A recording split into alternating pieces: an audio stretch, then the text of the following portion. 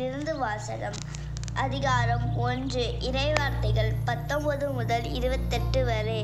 எருசலேமில் உள்ள யூதர்கள் குருக்களையும் லேவியர்களையும் யோவானிடம் அனுப்பி, நீ யார் என்று கேட்டபோது அவர், நான் மெசியா அல்ல என்று அறிவித்தார். இதை அவர் வெளிப்படையாக கூறி மறுக்காமல் ஒப்புக்கொண்டார்.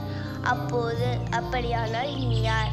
நீ எலியாவா என்று அவர்கள் கேட்க, அவர், நான் அல்ல என்றார். நீ தாம் வரவேண்டிய இறைவாக்கினரா என்று கேட்டபோதும் அவர், இல்லை என்று மறுமொழி கூறினார். அவர்கள் அவரிடம், நீ யார்? எங்களை அனுப்பியவர்களிடம் நாங்கள் மறுமொழி சொல்லியாக வேண்டும். எனவே உம்மை பற்றி என்ன சொல்கிறீர் என்று கேட்டார்கள்.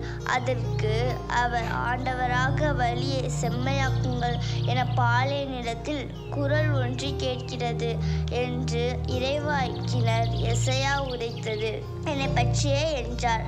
பரிசேயரால் அனுப்பப்பட்ட அவர்கள் அவரிடம், நீ யார்? மெசியாவோ எலியாவோ வரவேண்டிய இறைவாக்கினரோ அல்லவென்றால் ஏன் திருமுழுக்கு கொடுக்கிறீர் என்று கேட்டார்கள். யோவான் அவர்களிடம், நான் தண்ணீரால் திருமுழுக்கு கொடுக்கிறேன்.